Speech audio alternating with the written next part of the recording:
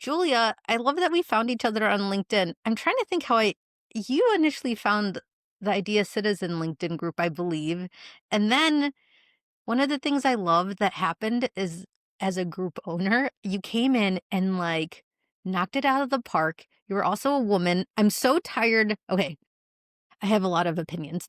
I don't know if you've ever actually looked into the data pertaining to people that are creating on LinkedIn, but my unofficial benchmark is that there are more creators that are men on LinkedIn by a multiple of 3. Did you know that? I didn't know this data, JK, but I noticed like every time I try to look at the on LinkedIn as well at women at the senior roles, like Mhm. level, it's so difficult to find a woman, and that's where my data is. I don't have numbers, but pretty much I see it on the spectrum of LinkedIn. Yeah. I've been using this platform called Favicon to like just kind of see what's going on like from a statistical standpoint. And in my creator profile, I'm like I think number 96 in this one cohort. And then when I filter for women, US, LinkedIn, and whatnot, I end up being like number 25. And so it's like, so this is where my stat is based out of. And so I'd be curious in like your vertical, but like you probably see it as well from a career development standpoint, just like the complete difference of metrics. So when I saw you creating actually in my LinkedIn group, I'm so thrilled. I'm like, I need some more women creating. So thank you for joining me here today. Prior to getting into this event, I ended up doing some informal surveys on LinkedIn over the past couple weeks, and I'd like to share some stats with you. So, one of the first ones I did was, do you feel fairly compensated for your work? Julia, what do you think people said? No, or not enough. Yeah, no, legitimately, 424 people actually contributed to the poll. 42% of them said that they felt that they were not fairly compensated. And then right around yes and somewhat were about 25% each of those. So it looks like people are generally frustrated. They're looking to get more pay, or I guess paid equitably. And then I also asked another question too. So Yeah, this is just if an I can compliment on this one, JK, because I also run a research in parallel with women in corporate business. And one of the biggest fears they have or concerns for the next 12 to 24 months, so for the next 1 to 2 years, is to remain underpaid. It's pretty much 25% of women said, my biggest concern, I will remain. So they know, they assume they're underpaid for the next 2 years. That's pretty much one of the key pains that they face today, day to day. Oh, I love that. That's a really good point because it's the cumulative effect of that, people's retirement, overall well-being, investments, all that kind of stuff. So the other poll I ran, this one received about 250 responses amongst the various different locations. So this one was getting paid more. What's your move? The response options were ask for a raise directly, look for a new job, organization, benchmark rates and gather data, or upskill and get certified.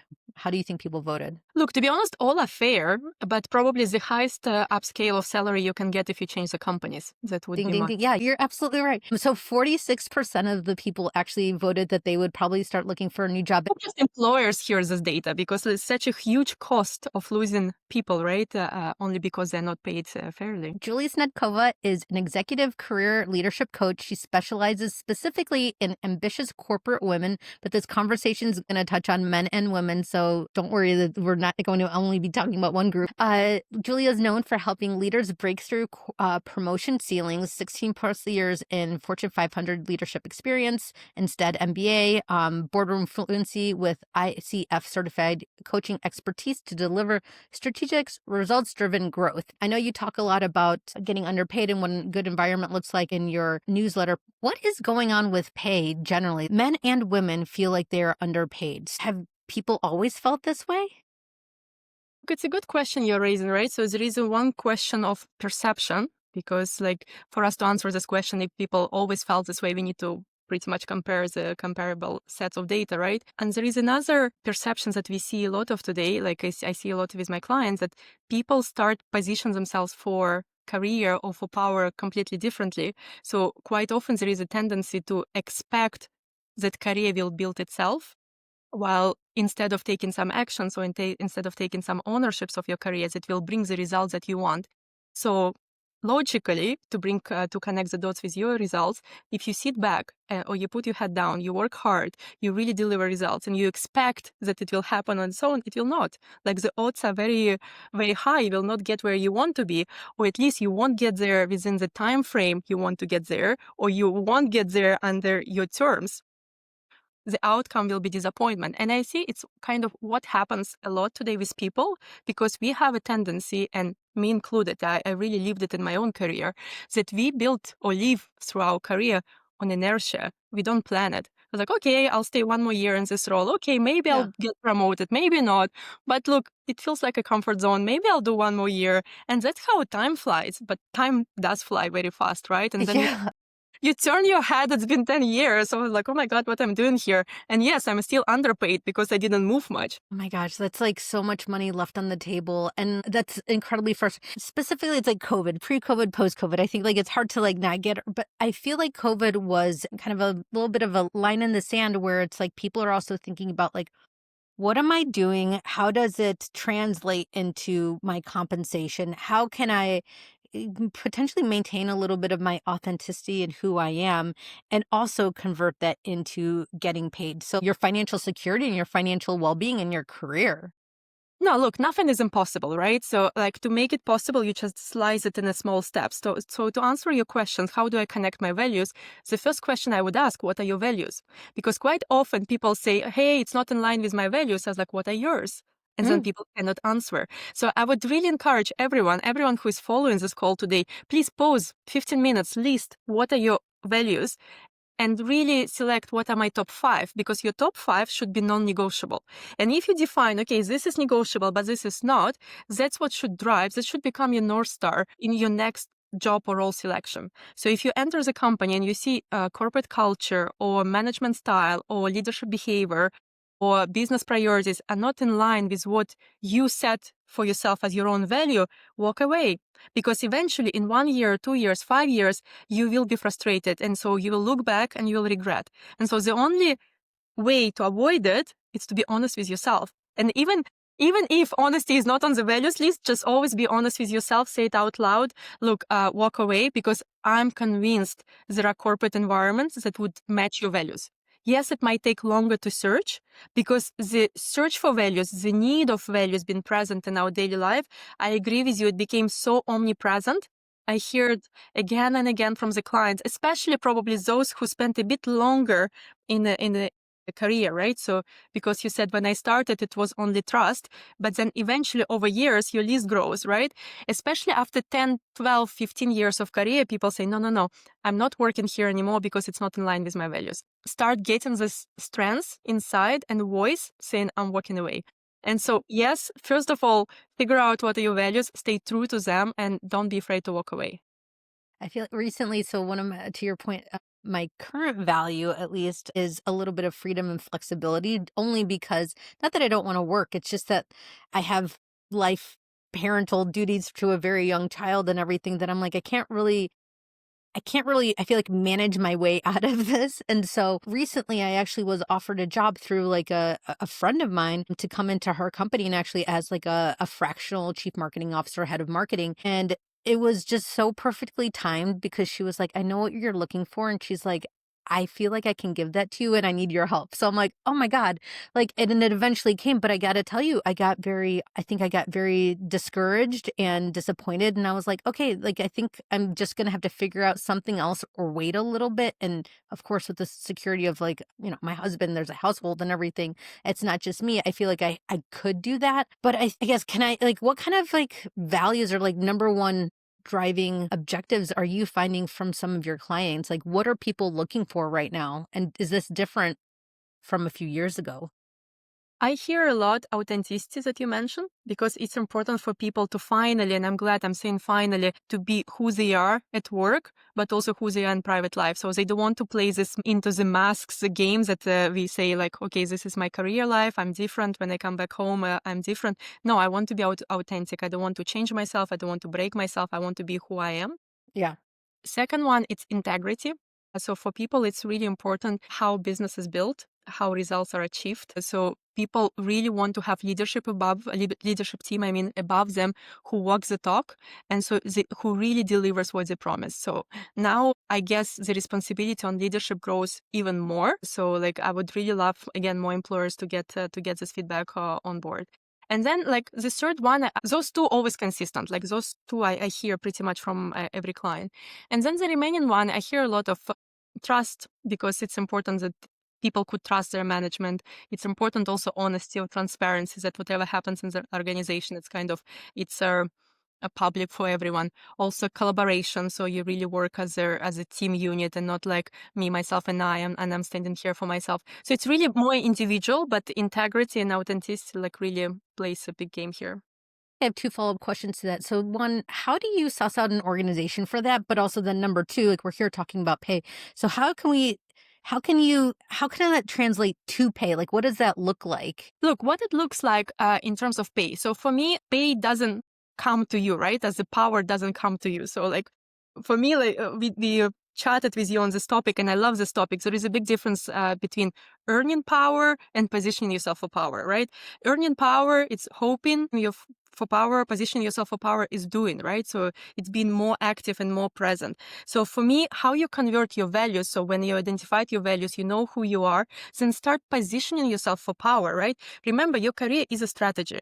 It's not inertia line, right? So you really need to act on it. Results are important, but not enough. And we should never forget it, right? So to move the needle, you need to ensure that results that you deliver, they're really undeniable. And those results must be linked to the corporate targets.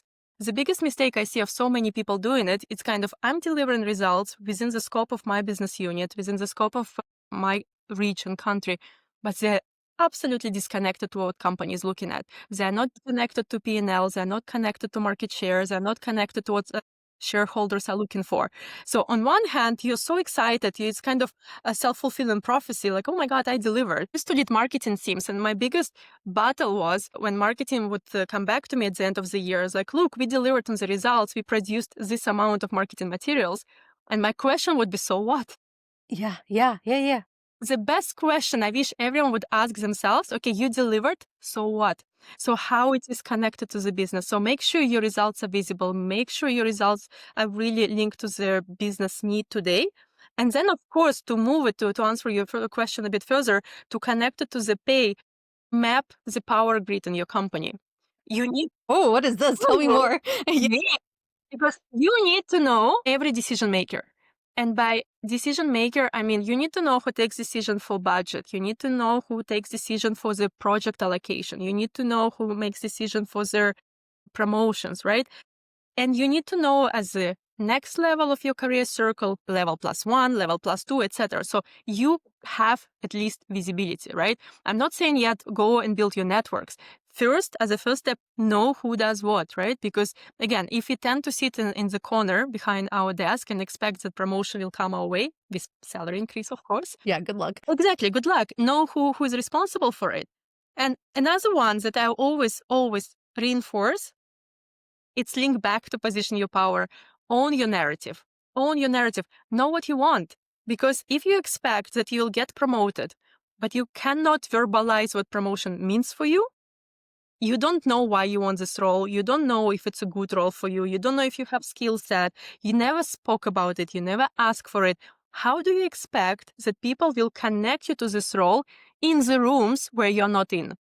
And for me, the key highlight, you need to expect people to speak on your behalf, to represent your needs and your wishes in the rooms where you're not present. So make sure you build almost your own PR campaign, right? That, okay, I'm going for this role. This is skills I have today. Help me to understand what I'm missing today, because we all have gaps, right? So I can work on it. And hopefully for the next promotion cycle, I will fix it, right? So speak up, really speak up. And last but not least, never forget that you are playing the long game, whether we like it or not, but we need to build a portable reputation, right? So it's a reputation that you can take with you from one role to another, from one company to another, from one industry to another, and you will be surprised how quickly reputation travels.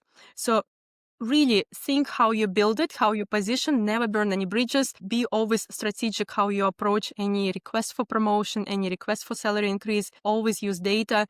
so you can support these facts why you're asking for this salary increase or promotion. I actually really like this mindset of what you said, and I want to pause and highlight it for anybody listening is that it's this PR campaign. Start doing the job, or at least like highlighting your skill set in these various different elements of your job for that next role. I think it's a mindset to kind of really grasp and really kind of get your head around, but I don't think it's natural, if uh, uh, I didn't grow up with corporate parents. I grew up with, let's call it, blue collar parents. My mom's a hairdresser, my dad worked in construction. So this mindset isn't something that was familiar to me, and I had to kind of flex this, but just by observing. For somebody that like doesn't naturally kind of fall into like understanding, or at least like considering things this way, like do you have a suggestion of like how to kind of tap into that? First of all, you're never alone, right? So like you have your, manager above you. You have manager above your manager, right? So like should be someone, if you're speaking about junior roles, right? Because you said, look, that's how we enter the brand management and then we start building it up. So if you're starting from the absolutely zero level, you're still in the junior position, you are not alone. Ask for help. Ask a clear explanation how this role or task or project that you've been given contributes to the bigger objective. If you have no visibility, the higher you go, honestly, the more I would expect you to have this visibility. You need to build the strategic muscle to know and to also be able to push back and say, no, I'm not joining this project. I prefer that project because it actually puts me in much more favorable situation for the next promotion cycle. I mean, look, we all have voices, right? Our voices are given to express our thought. If there are always situations when you're kind of forced to take roles on the project because for whatever organizational reasons, ask for alternative one, ask for a second one, ask for opportunity to be visible, ask for opportunity to get access to the power circles, to the leadership team, so you can present, you can join meetings, you can deliver some data sets. Don't remain quiet or hidden only because your manager put you in this setup, right? So always speak up for yourself, because if you don't speak up, no one will do it on your behalf. I really appreciate your candidness with it. It's like it's true, and it's also for me, at least, like, thinking of myself, like, however long ago, it's also scary a little bit, like, to say, like, "No, I don't want that. I don't wanna take on that project," and it's like, "Wait, what?" Like, the thought of having the autonomy to say no to projects at a job kind of boggles my mind, and I guess I would say I would was almost in a from a mindset standpoint, I'd be like, "Okay, I have to take this and then also do this." I'd think of it as, like, a multiplier as opposed to, like, I can just say no to something. There was a point in mine I never even considered it. I would say there is a way how we say no, right? If you come in and bluntly say no, sorry, I'm not taking it, of course, it's not probably the right say it.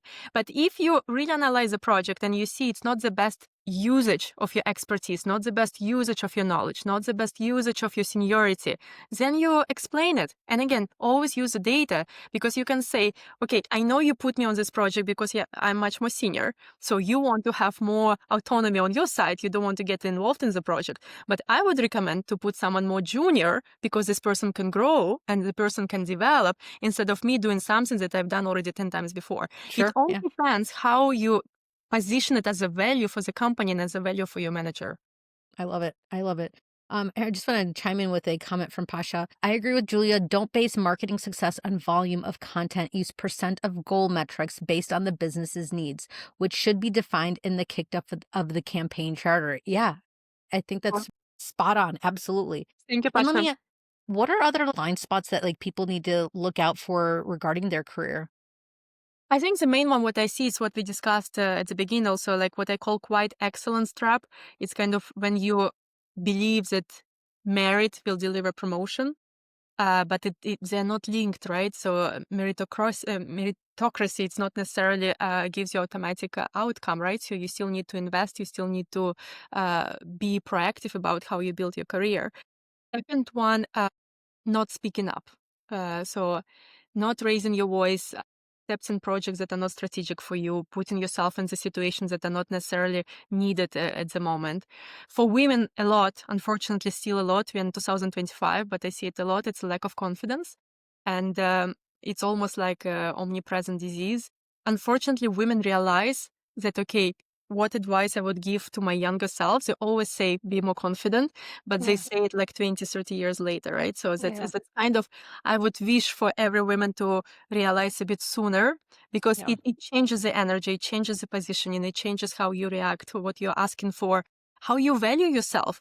yeah, Because if you go back to the question of pay, women, they just ask less on the salary negotiation because they believe they worth less. yeah. Like statistically, men always will go for the high number. So that would be like my probably top three: speak up, be confident, and don't sit in a hidden corner. Like really show up. It's funny you say that because I've worked under a number of different women leaders, and I've noticed I can clearly see the ones that like have this like confidence that like either they've flexed that muscle or they just naturally are that way, whatever it may be. But in terms of a stark difference in how they like lead teams, and it's for whatever, I'm just trying to think, like, for whatever reason, I haven't worked under many men from, like, a direct report standpoint. Maybe it's marketing, whatnot, like, I've just happened to have the experience of working with, under a lot of women, and there's a clear difference in terms of, like, a confident leader and, like, how they dispute, how they communicate across the various different leaders in the organization to the ones that are, like, less so or like a little bit more timid and whatnot.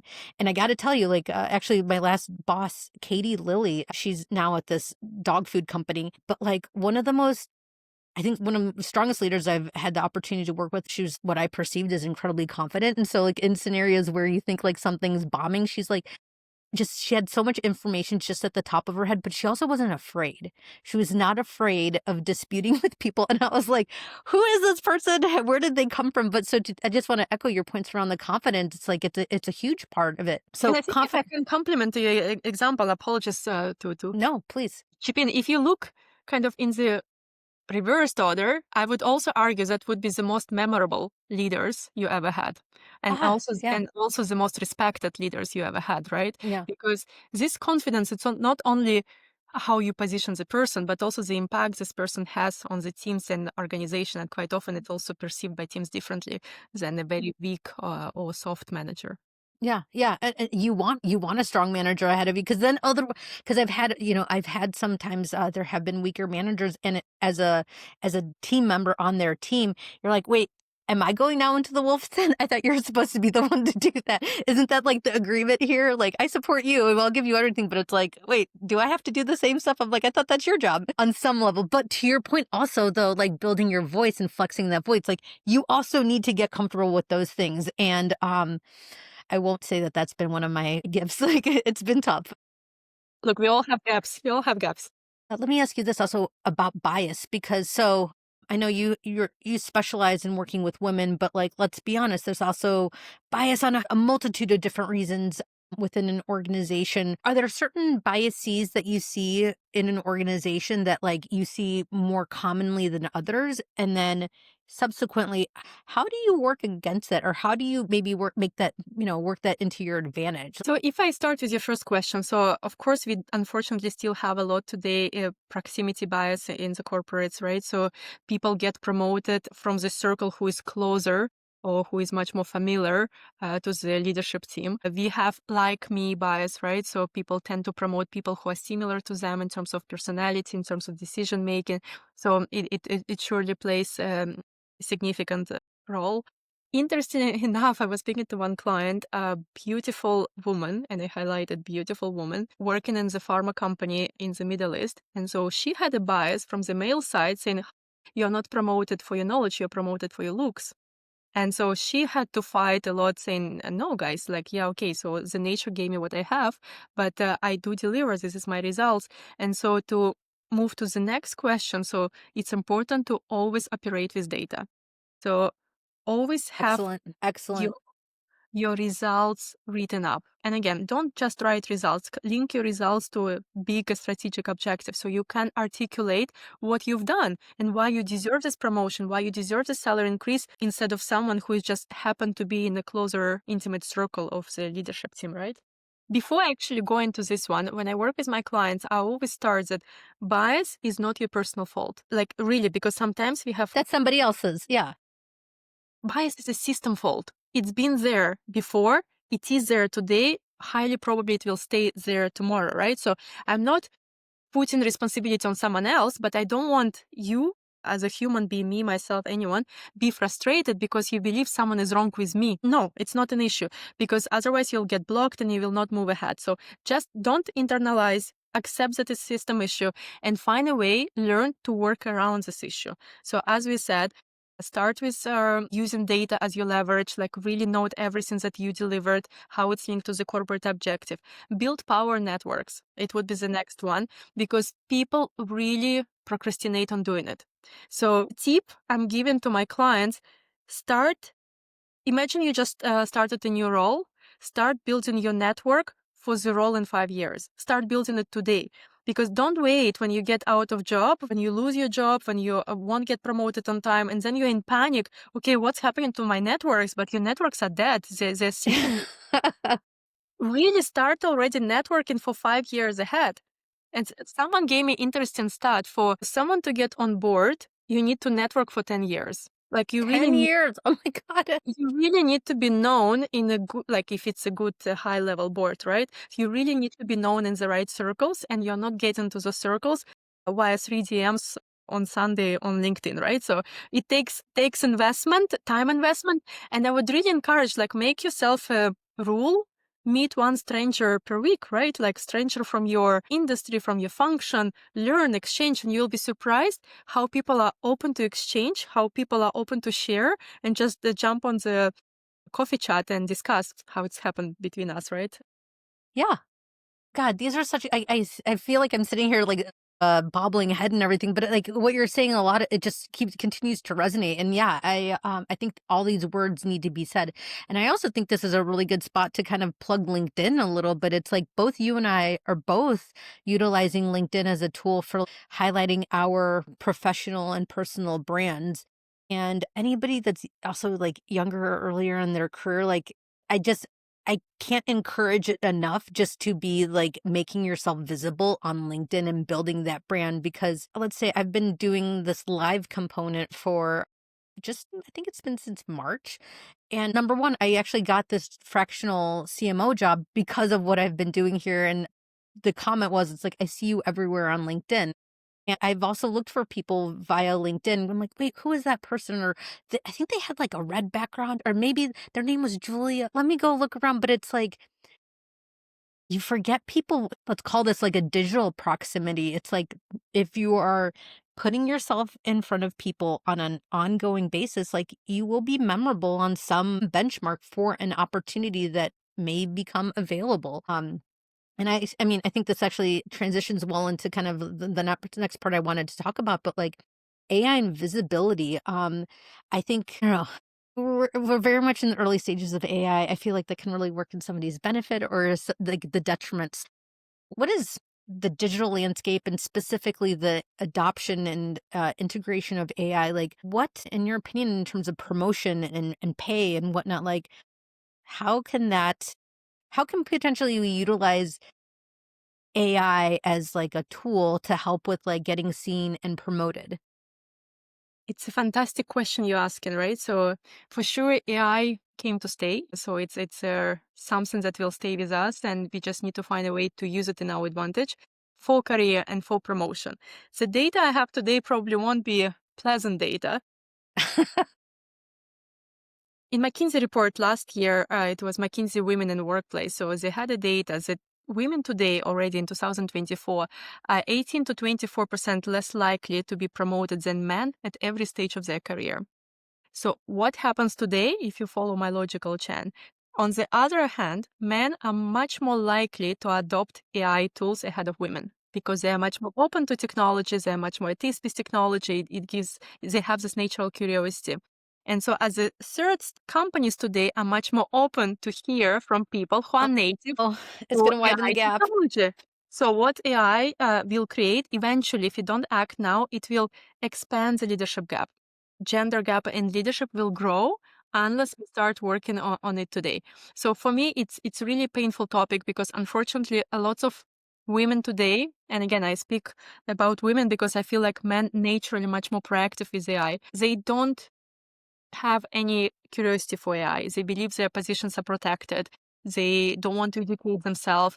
They believe some of them, they believe AI is chat GPT, and that's where they stop. So I would highly, highly, highly encourage block your agenda for half an hour every day. Learn the tools. Learn the tools that could be relevant for marketeers. Learn the tools relevant for finance teams, for supply teams, because there is software, there is a AI help for pretty much every industry or every business unit we have or type of business we have today. Educate yourself. So like this, when the question comes up, who is capable to work with AI, you raise your hand. You don't give the spot to someone else because you know, yes, I can, and I'm not afraid of it.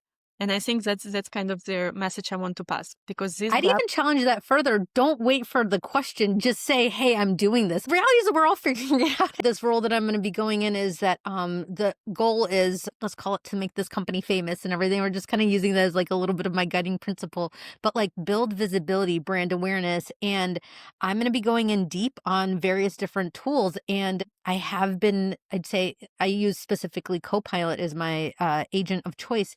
Like utilizing that, there's a bunch of different tools I'm going to be like starting to play with coming out from a content perspective around like this video content. Like, how do I can I utilize it for like video editing, creating additional content so it's still mine, but like I'm able to do it significantly faster with the use of various different AI adoption tools. And even recently too, like I've actually started, maybe this is less AI, but like utilizing like a, you know, adopting AI into CRMs and everything. It's like, all right, well, people have expressed that they've wanted information sometimes about these events. So I'm like, why am I waiting to contact them? So implementing all these various different things. Are there, I mean, are there like, is there anywhere, I guess, that you would, is it just looking and going to search for these various different AI tools? I wonder if you could even go into chat and, or any of them be like, what AI tools are good for insert marketing, finance, like There you go. supply chain. I don't know. There Maybe you that's go. how it's, Like really go no further, because like I love ChatGPT if it used wisely, right? So you can really use it at your advantage. So describe who you are, describe what's your role, describe where you aim to be next year, 3 years, 5 years, so it understands your trajectory.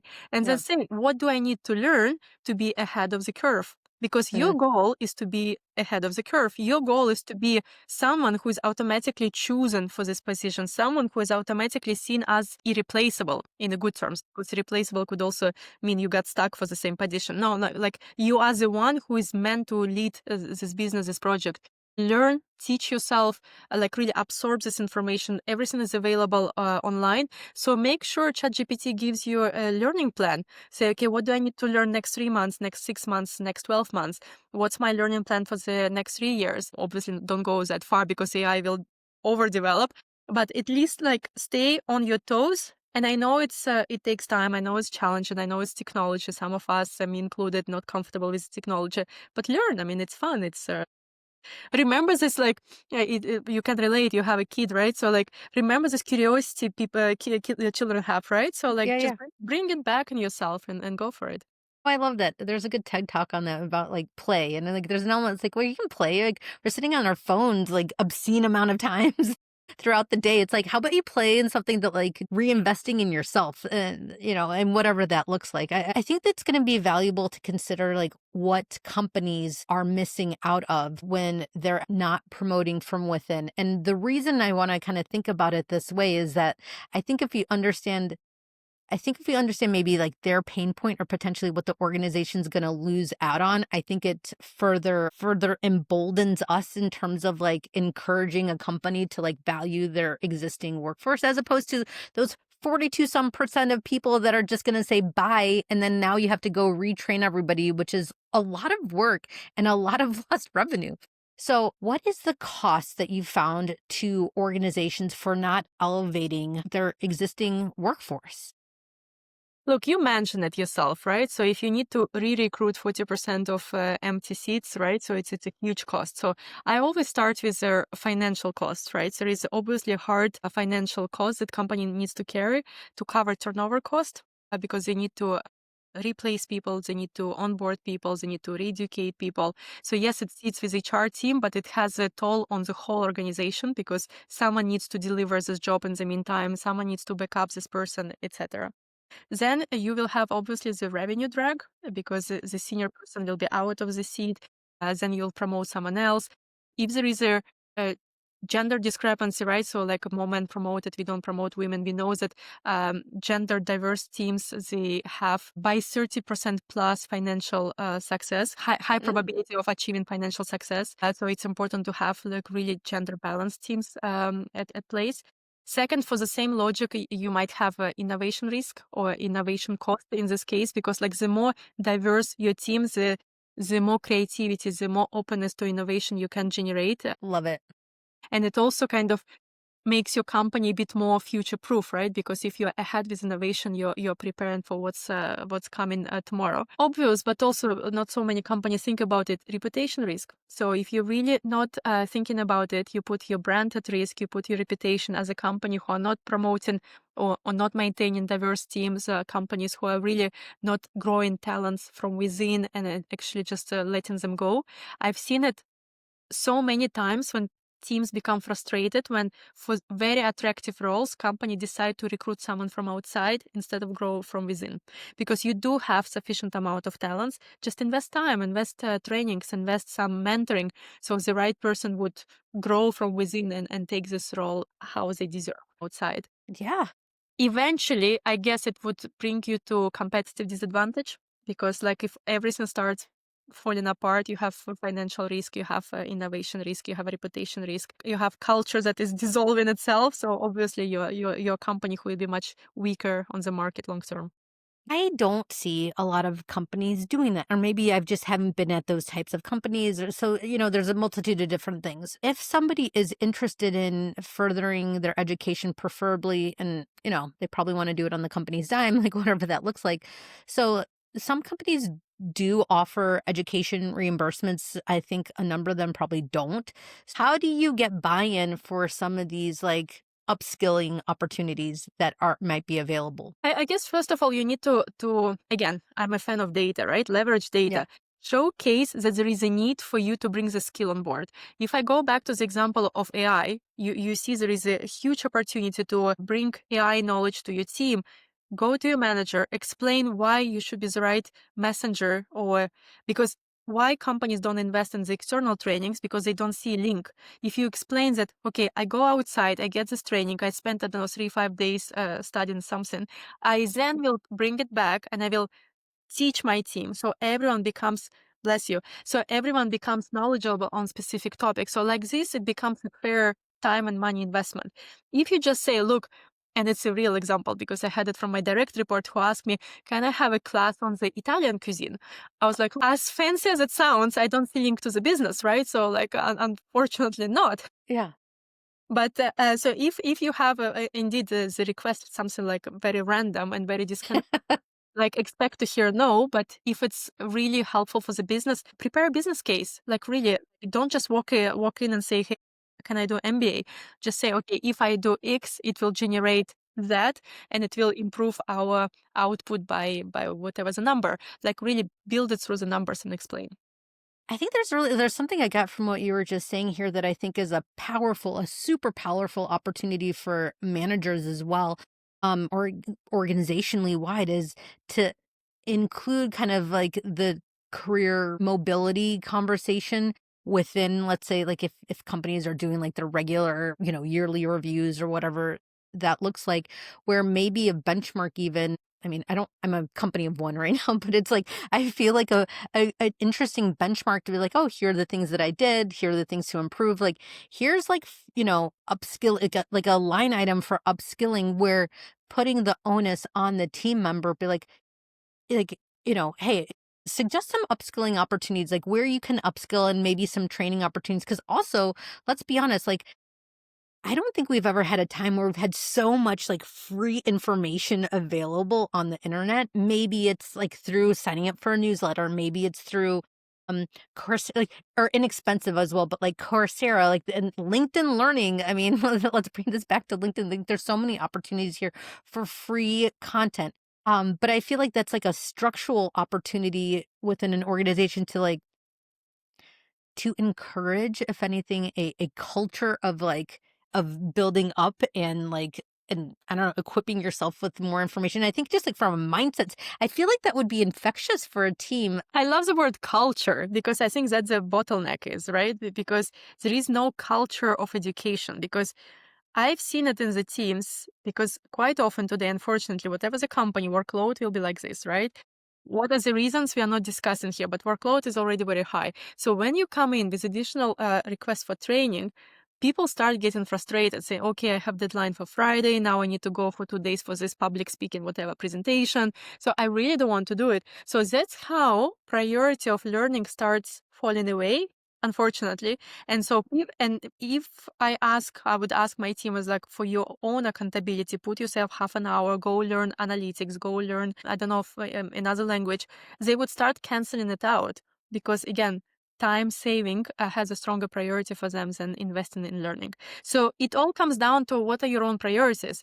And if you're going back to where we started, if your goal is position yourself for power, so you can get paid more eventually this year, next year, whatever the target of your career, start accumulating learnings and knowledge, right? Because it will create compounding advantage that you might not see in the momentum. Because as you said, if you go to online digital course, right?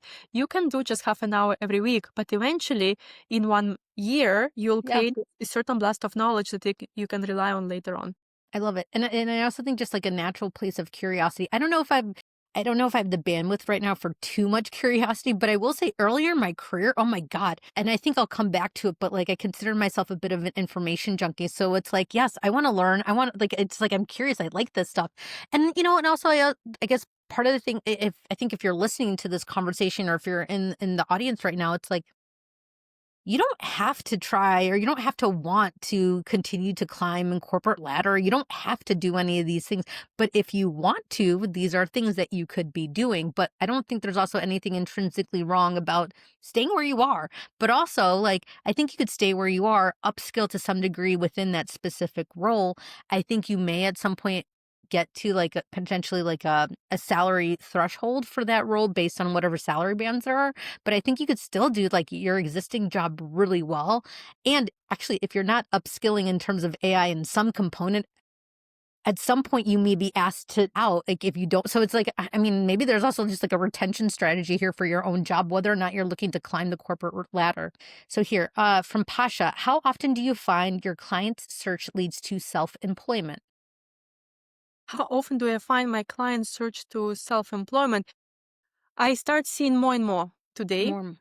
because I don't know, to your early point, Jake, I don't know if there is a shift after COVID, but definitely there are much more clients looking for solopreneurship or entrepreneurship today. Okay. And again, to what we discussed, they all start kind of, okay, I have no personal brand. I never posted on LinkedIn. People don't know who I am. How can I go out there? So there is a chain of reflections. But yes, indeed, there is a demand for starting your own career, which I see significantly bigger than even 12 months ago, even as short as a year ago. Yeah. You know, this conversation is a good reminder for me where I've been doing a great job around kind of building my personal brand, but I will say I think I should probably go back into kind of people that I've worked with in the past and at least like say, "Hey, you know, I haven't talked to you in a long time. Would you just like to catch up or say hello or whatever?" Just You never know, right? You never know who connects you to whom, right? Never neglect what you have in your network. Like really, warm yeah, up your network. I love it. That's a really good point. I'm going to do that after this. What are some strategies for having strong values leading to more pay instead of being a trade-off against pay? Would say if your values put you in a situation where it goes against your pay, you're probably in the wrong environment. Because what we discussed at the beginning, so if you find a culture, if you find a workplace where your uh, values vibe together with the corporate values, you will never be punished by pay. You will never need to sacrifice your pay as a trade-off to the values. So I would rather ask this question, and please feel free to share more information in the messages. How much your current values aligned with the values of your workplace? Like how, like even if you use percentages, what would you say? Because I doubt it's 100% today, given the question. The rest of the comment was, "What are some strategies for having strong values leading to more pay instead of being a trade-off against pay?" In principle, I think it should translate to business value. However, some people appear resistant against spending on pay no matter the value proposition. Look, when it comes to pay, right? So you have pretty much three options, right? So the first one, option one, you get promoted and you get your salary increase. Option two, there is no opportunity for you to get promoted, but you create a business case for you to have a role created for you. So it's like you're such a strong individual, you have such a strong contributor, so you can make a business case to your level ups to create a higher role for you, even though it didn't exist in the org chart. Third one, you walk away. So to your question, so if nothing works, and as you said, people are so tight on pay, walk away. I know it sounds brutal and you don't do it overnight. You prepare it as a strategy, as an exit strategy. You give yourself a right runway time, but you consider it as a strategy as well. And for me, it's a play strategy. It's not a failure strategy by any means. I was having this conversation a long time ago with like a job that I was seriously underpaid. And funny enough, like you do always have leverage. And I think it comes down to like a mindset standpoint as well. And so I did tell them I was going to start looking for a new job.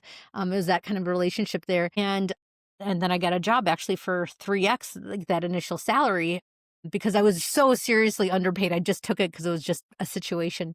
And then eventually I left and, they were like, oh, it's like, oh, this was really tough, like when I had left or whatnot.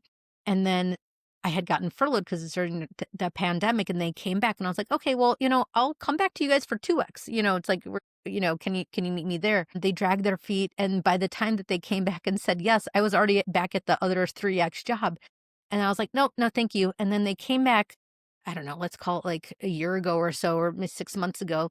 And they're like, oh yeah, we'd love for you to come back at 4x. I was like, now it's too big of a commute. I'm like, you guys, like this is like, I'm like, what do you want me to do? I'm like, there are so many opportunities here, but you dragged your feet so many times. So at some point, like, I think it's also a mindset standpoint that it's like the ability to walk away, or at least like the confidence to do so, I think really makes you powerful in these negotiations.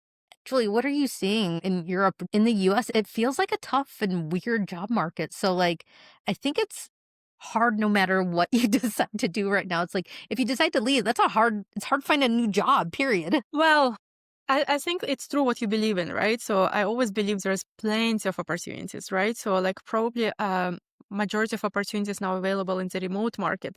Lots of clients are not even checking remote markets, and you'll be surprised. As now you just mentioned like CMO role you took, right? So probably it's the Yeah, remote positions as well. it is. You see, there are so many hidden opportunities that we are not even searching as a top of mind because we go to the classic job boards. Okay, I need to go to the Fortune 500 if I look at the corporate. I need to go to scale up if I look at startups. But there are many more opportunities. Just open up. Don't be scared. I know it feels scary. It sounds scary, but like don't put yourself in a victimhood state that, okay, market is shrinking. There are no job opportunities. I'm a failure. I have a family to feed. Even though it's the case, approach energetically differently. Like, okay, I'm confident I have strong knowledge. I'm confident I have a solid experience. I will be needed because I have proof that I can grow any business that will be given to me or will be in front of me. So for me, like, yes, the situation, like if you look purely at the numbers, not necessarily optimistic, but like remain yourself optimistic. Like say, okay, you're going to make it, you're going to find it. Yeah. Because already this mindset will give you the competitive advantage versus other people who are today, unfortunately, in this victimhood state that, okay, a market is shrinking, I cannot find a job. And so maybe just to complement to the previous questions that we've been asked, what are the strategies? The strategies, I really like what you mentioned, Jackie, is like always have a second offer because it's fantastic negotiation strategy, how to get a higher pay, even though the employer doesn't want to increase your pay. Have a second offer, but also be ready to walk away because they can always tell you, okay, take your offer and leave. And second strategy would be to speak up, express your values. If you see there is a value clash, leave your values. So if honesty is your value, if transparency is your value, if authenticity is your value, leave this value through. So your employer should see it. And then if you see they cannot hear it, they cannot see it, walk away. I'd love for anybody to number one, go find Julia on LinkedIn. Come find me as well if we're not already connected. But please go sign up for Julia's newsletter, Private Career Memo. It's private-career-memo.lovable.app. I realize that's a lot of words. You can also just go to Julia's LinkedIn profile and it's linked right there. You just have to click on it. Julia, any final thoughts? Anything you'd like to pitch? Whatever it is, please share with everybody. Look, I absolutely enjoyed this conversation, JK. I love the questions from our listeners. If you have more questions, just please, my DMs are open. Reach out. As you already kindly mentioned, I would welcome everyone to my LinkedIn profile. Welcome to my newsletter. I do share lots of career advice because it's a topic I'm truly passionate about. I don't want probably people, mainly women, as it's my core audience, repeat mistakes I had to face in my career. So anything I have to share, any advice I can give, I would always be there to support because we are here to grow faster and smarter as a community.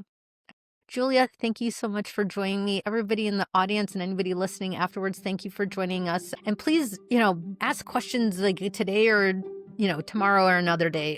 Definitely here to answer them. Bye bye.